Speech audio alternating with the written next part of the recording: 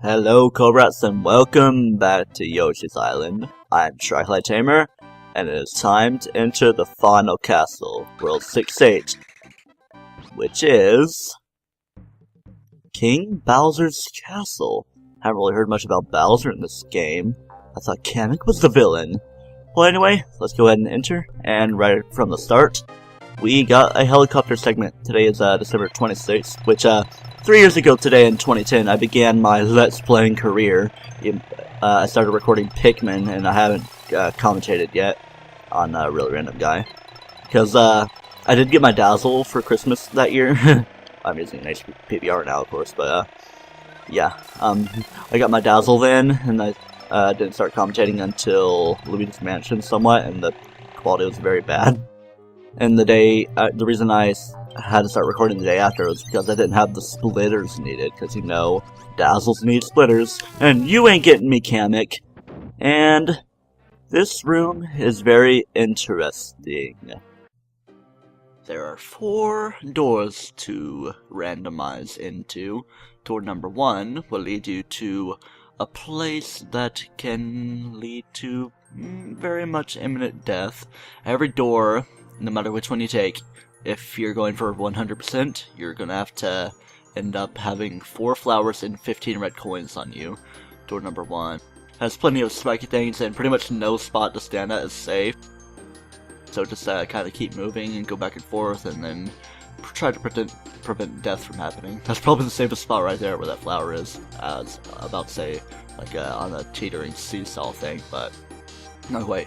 There are other safe places, like in between the wrecking ball or like ball and chain kind of things, even though they're not really chains. It's like a spike ball with like a chain link kind of thing. And then for door number 2, there's a lot of Shy Guys. In the last one, there's Shy Guy Ghosts, but this one has plenty of Shy Guys of other things, even Shy Guy Ghosts. And whoa, it lagged there for a second. Kind of makes the music feel more awesome.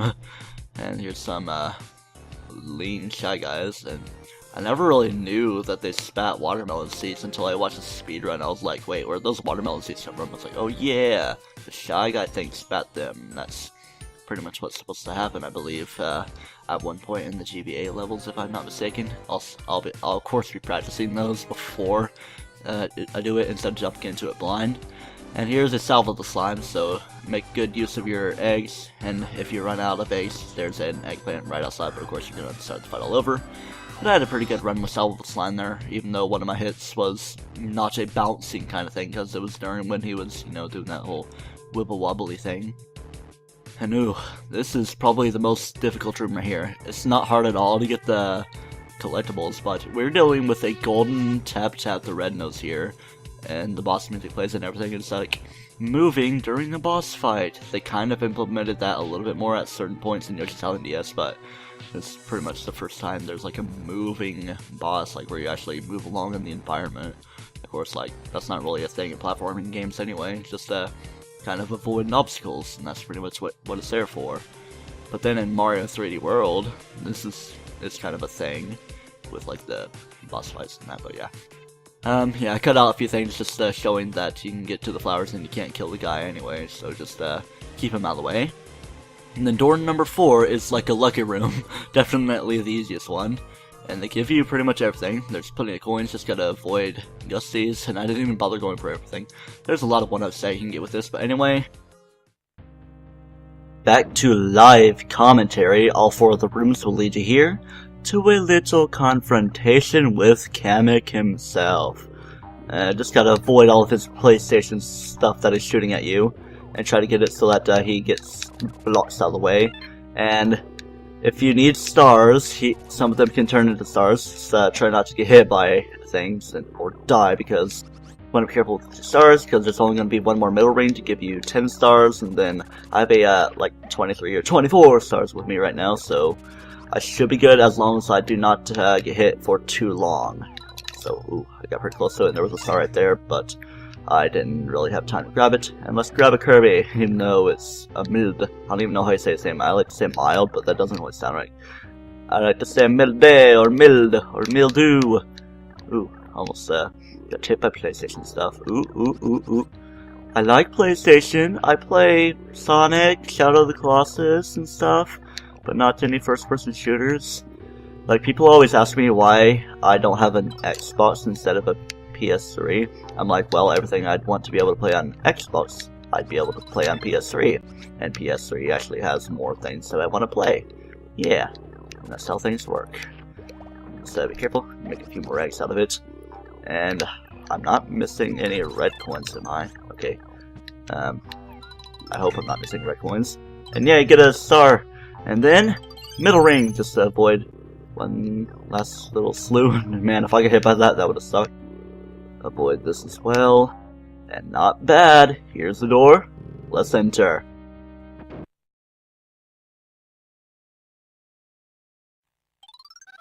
You are not welcome here. Yoshi, please hand over the baby. Oh dear, what to do? Young Master Bowser awakes. Kamek, it's too noisy in here. I'm gonna go sweepy bye. Ouch. Ouch. Poor Kamek. Huh? What kind of green donkey is that? Looks like fun. Me wanna ride. Mine, mine! And here we go, we're fighting Baby Bowser. Now, we gotta be careful with this boss fight because, of course, his little shockwaves can hurt you. And we want to make it quick, like immediately ground pound after the stuff gets past you, because he'll jump right over, and then do it like that, and no, not quite. Jump, and then ground pound. Oh, come on. Yeah, it takes a little bit of timing. There we go, there's our second hit. This is a good old three-hit boss fight right here. And, not quite. He probably could have landed right on it. And, aw, come on. See if I can get this one.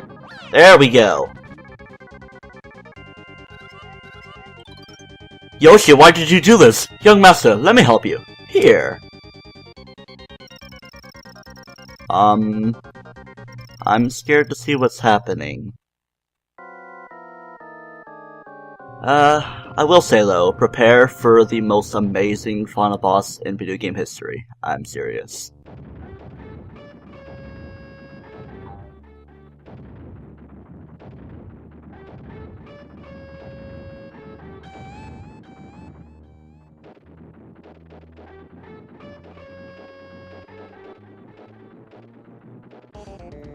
Yeah, giant baby Bowser, and this is actually baby Bowser. Bowser when he was a baby. People always confuse Bowser Jr., Bowser's kid, with Bowser as a baby, baby Bowser.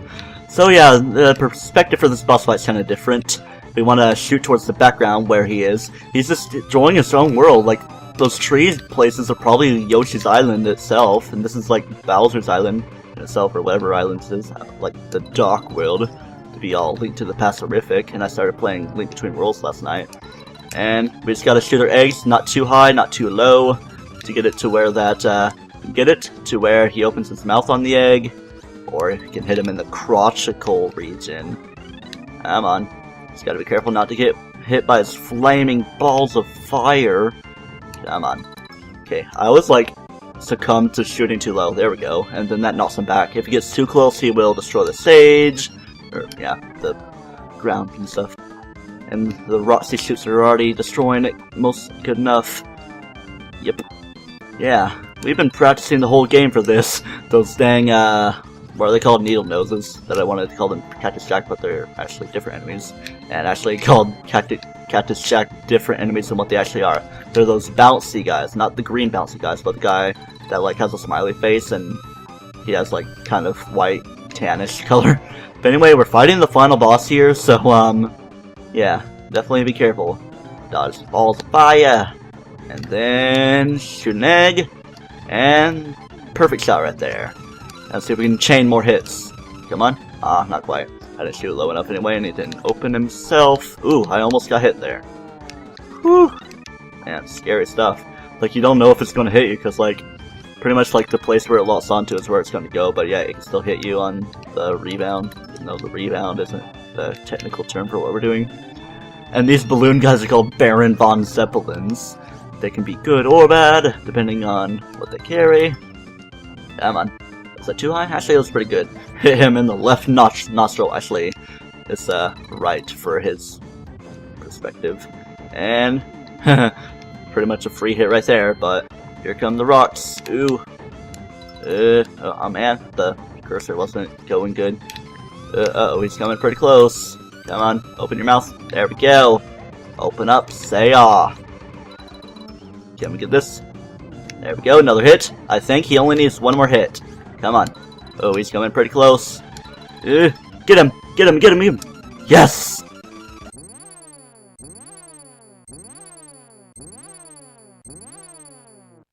And of course, he's a final boss and a pretty big guy, so we have to explode a few more extra times.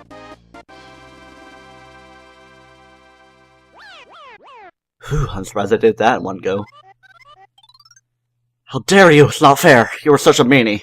Someday, we will be back. You'll see! Ah!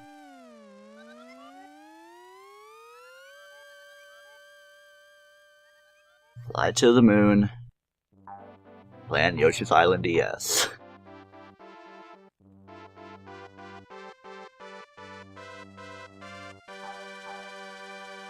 Baby Luigi has been saved. Oh yeah, and the sword too. That must suck for him because he's been sitting there the whole game and blood rushing to his head, whatever little bit of blood he already has. Thus, due to the marvelous teamwork of the Yoshi clan, the twins are reunited. The captured stork is freed by Yoshi and sets about his duty and finally makes the long-awaited delivery. Thank you, Yoshi. The twins will meet the parents soon.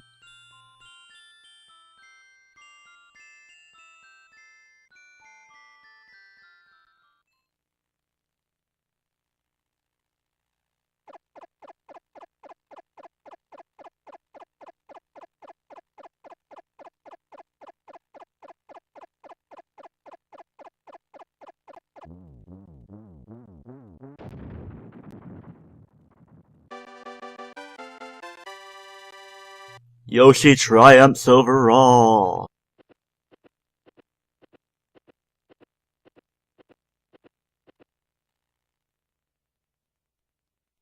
And now the credits roll.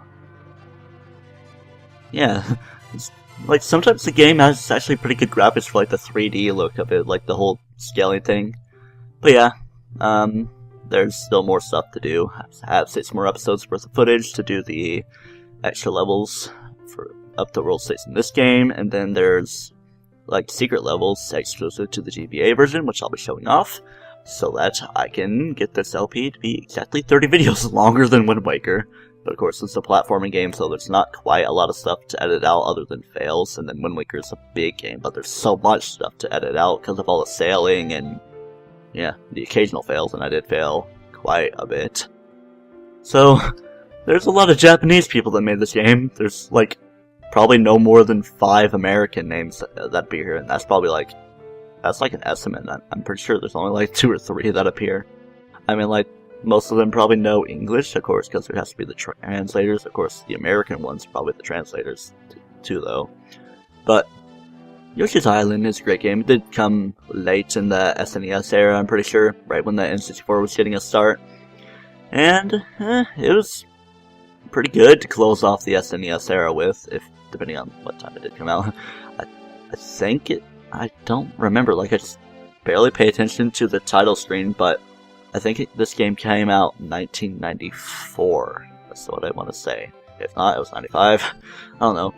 It was like a couple years into the SNES era, and Link to the Past came out in 92.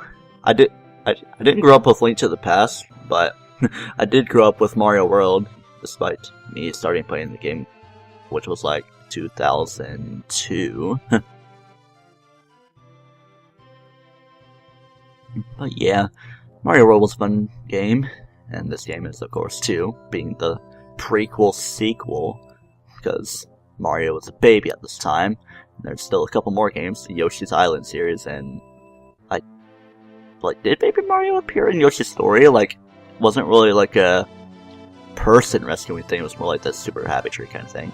Maybe I'll play that game once I know my way around it, but probably not anytime soon because I'm just doing a platforming Yoshi Mario game, and I'll be doing a couple different style of games.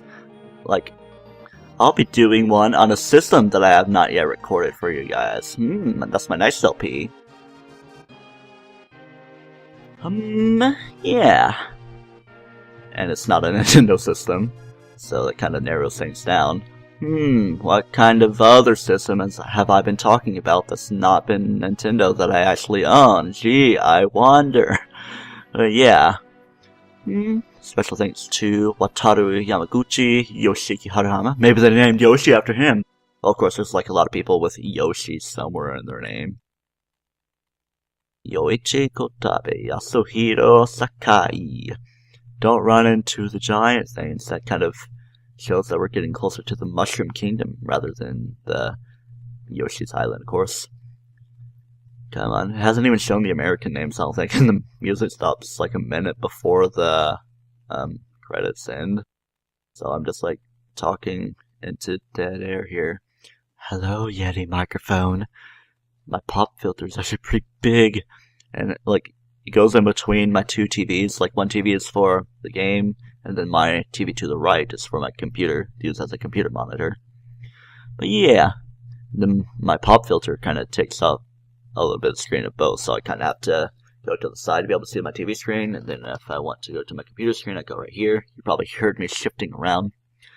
But maybe I can try to find a little thing to stand my microphone on so that it's actually better positioned for how I sit when I play games, because you probably noticed in Amnesia, the facecam video, that I like to sit at an angle while recording, even though I had to kind of sit at an angle anyway to record the facecam with my laptop kind of facing where in the position where my game TV is.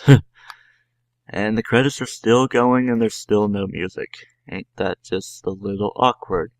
I think the American names already showed up because we're pretty much towards the end. And there we go, finally descending. Must be a pretty long distance from the Mushroom Kingdom to Yoshi's Island. Looks like they have arrived where Mom and Dad live.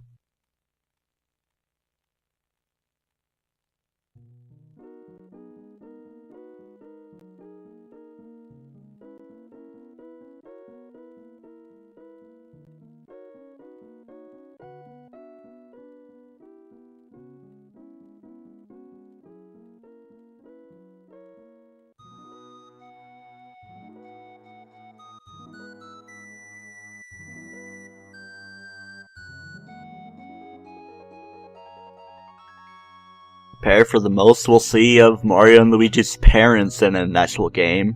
I think in manga or something, Mario was raised by Hammer Brothers, but it shows here, it shows pretty humanoid looks. He was probably raised by toads. I don't know.